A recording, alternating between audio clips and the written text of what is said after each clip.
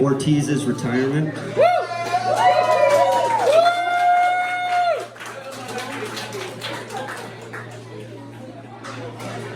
We're all gonna miss him a lot. We've asked a couple people to come up and say a few words. So we have the esteemed Ron Reback, who is head counselor at Valley High School. Worked with my dad for a long, long time. I call him one of my dad's best friends. And I've known him for a long time, since I was a little kid. And I think he's a wonderful, sweet, caring person. I'm very happy to have him here and to say something nice about my dad. Hopefully it's nice. All right, Ron Reback. So, if I'd have known Greg was going to get pizza and beer, I'd have retired a long time ago. I've known Greg before I started at Valley High School. We went to school together, college together, got our counseling classes together. So, I don't know. It's going to be really difficult to be in the counseling department without Greg. Everybody asks me, who's going to do Greg's job, and my comment is no one's going to do Greg's job. We'll have a new counselor come on board, and then they'll do the best job that they can do. And we'll patch together. Ortiz has left a legacy, but he's also left some pretty good instructions on how to move forward. So, but I think one of the things for me is that I raised 2 kids, and those of you with kids know that that's not an easy task. And Greg was always there, and I'd come into his office in the morning, and I'd pull up a chair, and I'd cry, and I'd say, "You won't believe what my son did," or "I'm so worried about my son," And then Greg would talk to me, and we'd talk together, and we'd swear a little bit, and then I'd go out and face the day. And that happens so many times in the 24 years, 25 years that we've worked together. So, hell of a guy, but you guys all know that. We're going to miss him at Valley High School immensely. But I expect to be back, you can't stay away from Valley too much. So, I've heard he's already hit up all the AP teachers so he could go substitute in their classes. Which I think is wise. We're gonna miss you, guy. But I am so happy for you. It's like, remember we had the conversation. It's like, why wait any longer to retire? Go out there and have some fun, enjoy stuff. I know school is your love and your life, but you also love to travel and golf and do all that too. So anyway, thank you very much for listening to me and listening to me ramble on. Everybody give a round of applause for Ortiz.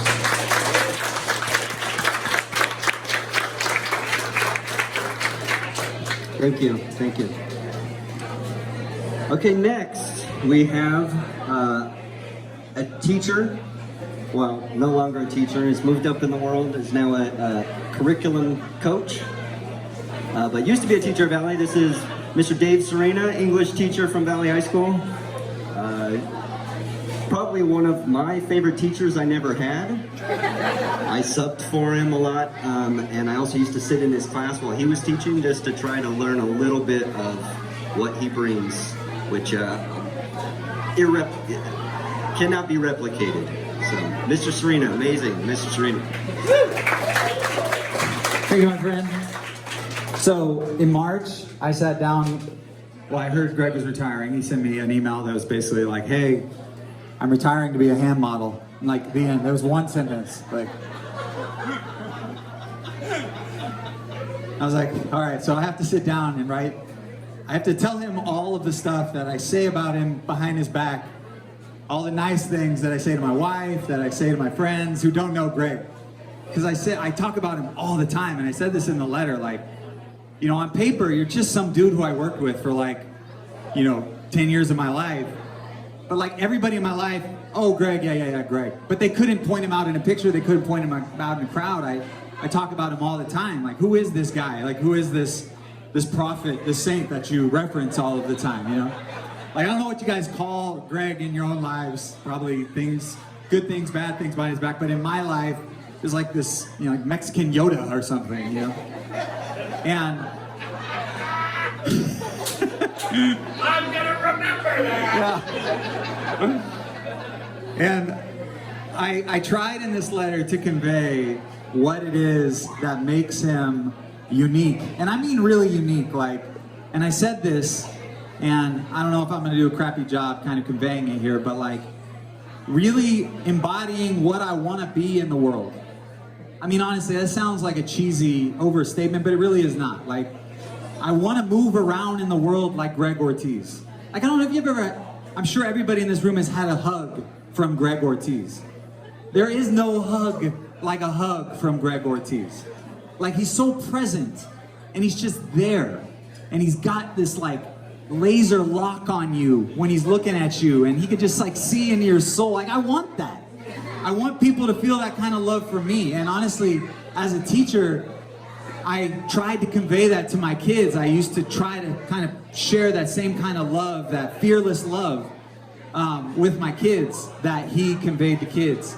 And I think if there's something that makes Greg special, it's exactly that. He conveys a fearless love to people that I want for myself, that I want for my own sons, that I want for the kids that I'm standing in front of.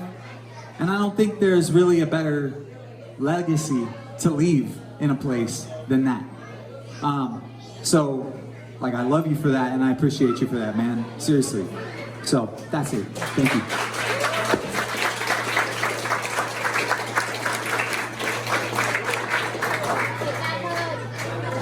Thank you, Dave.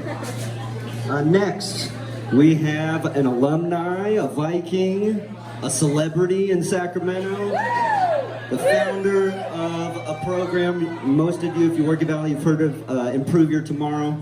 This is Mr. Mike Lynch, the legend.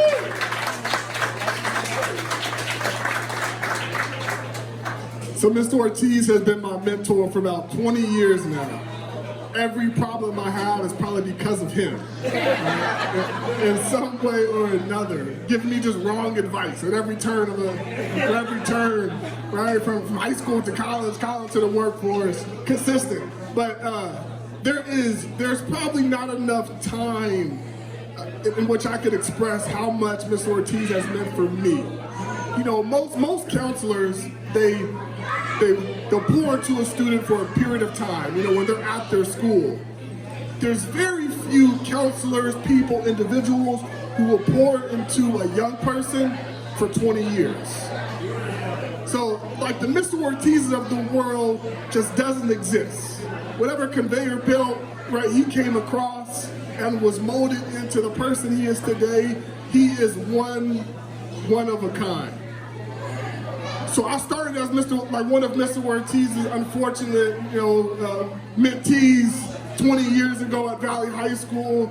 And through this course of time, I have felt his impact on my life at each, like, at every point. I remember, so I'm lucky to be the co-founder of an organization called Improve Your Tomorrow. Michael Casper and I are both alumni from Valley High School, both again, unfortunate mentees of Mr. Ortiz. We came to him, 10 years ago and said, listen, we have this idea in which we want to do for young men what you did for us. And, he didn't look at two 24-year-olds, who had no idea what they were doing. It's like, what are you guys talking about? He took us in, he mentored us, right? He helped to build us up as just young men, as leaders, and as a result today, the IYT serves 3,000 young men of color across 5 counties and doing phenomenal work, but because of him, because of his work. But it's so much more than what IYT has done. For me, as a father and a husband, I have learned countless life lessons from him. Like, from just the phone calls, I'm like, Ortiz, I have no idea what I'm doing. Please tell me, right from the marital advice he has given me. Most of it has been wrong, but it's okay. from the parenting advice again, I'm assuming he knows what he's doing because he has 2 phenomenal kids. I'm gonna listen to that. But yeah, but on every aspect of it, he has been phenomenal. So a quick story. Early on at IYT, we were coming back from a college tour, from Stanford University, and we had about 70 young brothers who didn't travel outside of Sacramento on like 1.5 buses, and it was just me and Mr. Ortiz. It was a trip from hell. You know, you had kids who were peeing in bottles and rolling it through the bus. You had kids who were about to fight on campus on every aspect. Ortiz, I don't know if he remembers this, and he sends me a text at the end of the trip. He was like, Mike, I'm done. He said, Mike, I don't know if I can do it. I don't know if I can do it anymore. The following day, I don't know if because of old age, he forgot about it. And right now, it's continued to just pour into thousands of young people. I mean, he has changed generations forever. Like, not just because of one man and all the work he has done. There are few people more important in my life than Mr. Ortiz. If he asked me to show up at 7-Eleven on Mac Road at 3 a.m., I will be there at 2:58. Because that is the type of person he is. I mean, from the bottom of my heart, I love you with all I have. And thank you, Mr. Ortiz, for all you have done for years. And congratulations.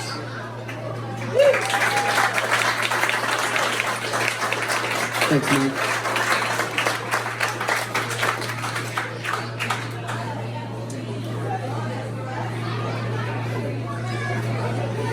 All right, my mom said I had to give a speech. So, Mr. Ortiz has been my counselor for 30 years,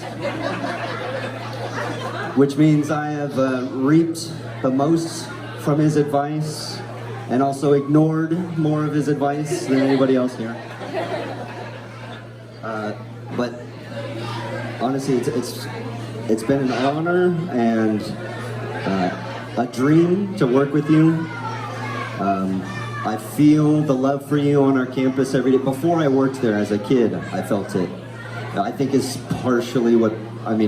more than partially what brought me to Valley and into teaching. So if I'm going back in time to when when my dad started at Valley, I was maybe 5 or 6 years old. And maybe through the first 3 or 4 years, and continuing on everywhere we went, going to Florin Mall or going to El Pollo Loco or whatever fast food restaurant on Mac Road, we were going to pick up some easy meal. We always run into a kid everywhere we went. Arden Mall, everywhere we went. We called it it wasn't a Valley trip unless we ran into a kid. Made it an official trip. And no matter what, doesn't matter the kid or the situation, that kid was gonna run up, Mr. Ortiz, and give him a big hug and tell him how much they love him. And then they turned to me and said, "This is your son? You have the best dad ever. He's like my dad too." And when I was a kid, I'd think, he's not your dad, he's my dad. I get him, But now I kind of get what they meant by that, how you've been a father figure to so many kids that needed that. And you've brought a lot of peace to adults on our campus too when they needed it. You've been a counselor to everybody at Valley for 26 years. And I can't imagine lunch without you. Today was our last lunch. I'm glad Chris Clark was there to take a picture. I love you, man. And thanks everybody for coming out here and being part of it. Let's raise a glass to Mr. Ortiz. Cheers. That was fuller than I thought it was.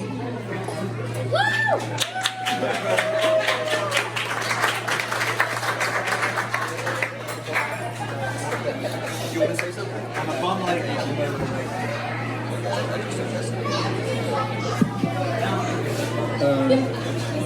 This seems like a lot of trouble for a guy that just quit his job.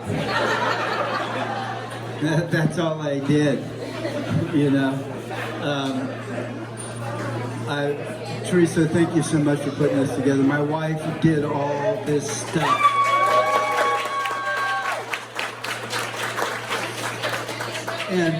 And those of you that are wearing green armbands, there's something there's many things I know about retirement, and one of them is you're on a fixed income. So, you know, Sacramento, 20 beers is plenty, okay? Okay. Becoming a high school counselor was a total accident. I was in the real estate business for almost 20 years, and I was working 90 hours a week, and my wife said, "You've got this teaching credential, why don't you go sub once in a while and break up your week?" So I did. I put in for the pool, and I ended up at Florin High School, and then one of their counselors over there fell off his roof at home and broke his hip. So the principal called me up and said, "Hey, could you do 9 weeks in counseling?" I said, "Sure." I didn't know what the hell I was doing. I said, "Sure." So I went in there, and I fell in love with this job where you could just touch kids' lives like in a real way. So I had to go back to night school to get this credential, and I ran into George Montgomery. George was one of my professors when I was getting my master's degree, and he says, "Okay, you don't seem too dumb. Why don't you come to Valley for a semester because counselors are going out with back surgery?" And so I said, "Sure, I'll do that." And then I was there for 27 years. And George brought me there, and I will forever be grateful. He was my mentor and taught me how to be a counselor.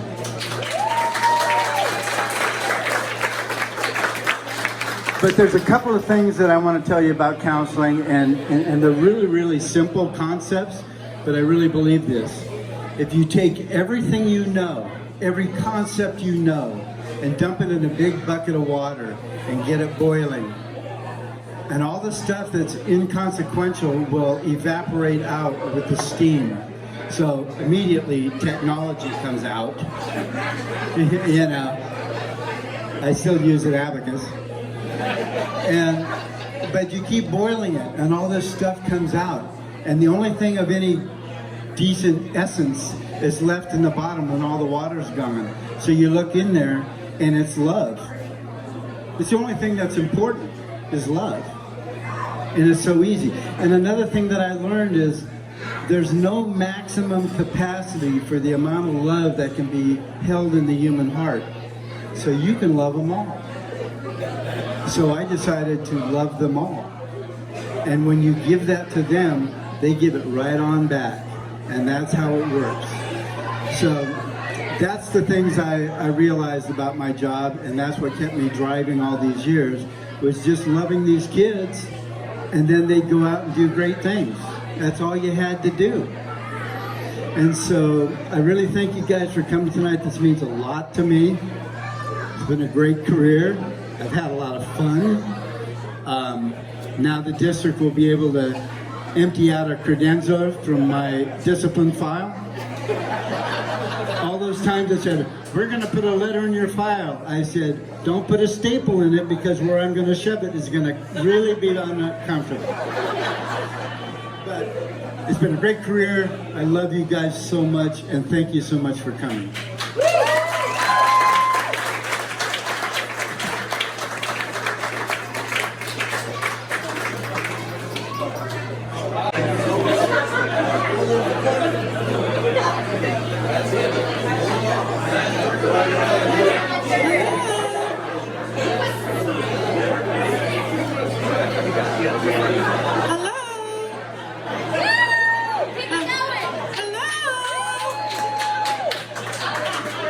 Mr. Ortiz! Gregory! I have never called that man Greg in his life. He's been Mr. Ortiz ever since I met him. He and Mr. Montgomery, when there was a 415 on the campus, you see those jackets flying outside that door. They would go take it off.